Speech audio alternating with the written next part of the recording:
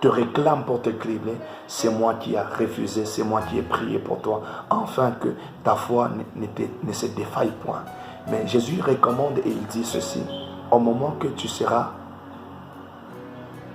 converti, affermis aussi tes frères.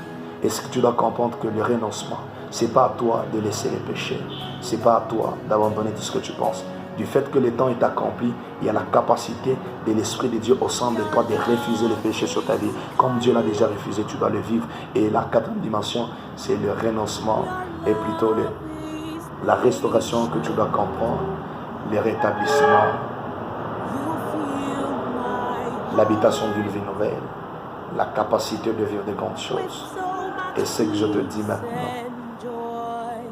crois la bonne nouvelle qui dit: Jésus, celui qui est roi, pour te pardonner.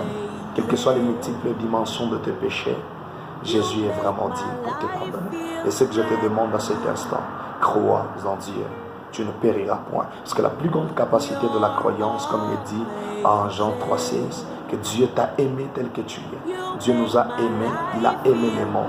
Il nous a aimés dans nos faiblesses. Il nous a aimés dans la malédiction. Il est venu donner sa vie pour notre vie.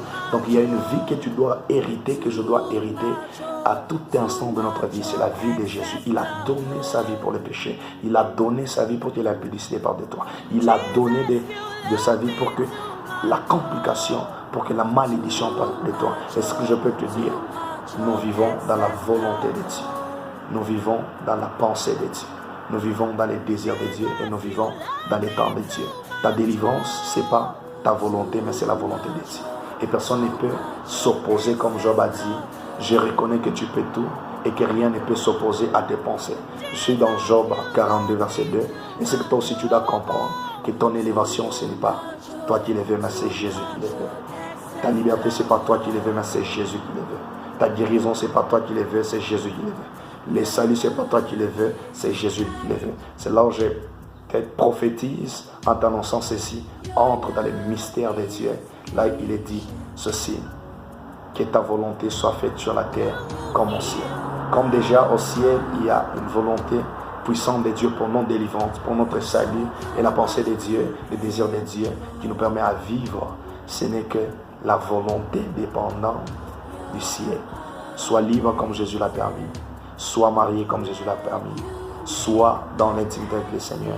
Et ce que je prie et ce que je déclare pour cet instant, que Dieu te convainc pour que tu vives la vérité dans la réalité de ta vie. Que le Seigneur te bénisse. Que le Seigneur te bénisse. Amen. Si vous voulez suivre ces vidéos, vous pouvez nous rejoindre à notre compte de YouTube. Vous écrivez Glodal Mobois et vous allez suivre des vidéos. Que le Seigneur vous bénisse. Que Jésus qui est Maranatha nous bénisse. Et je termine en te disant ceci: il existe qu'une prophétie que nous attendons tous, c'est le retour de Jésus. Le temps est accompli et le royaume de Dieu est proche.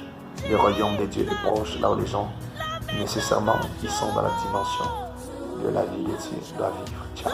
Merci, que le Seigneur te bénisse.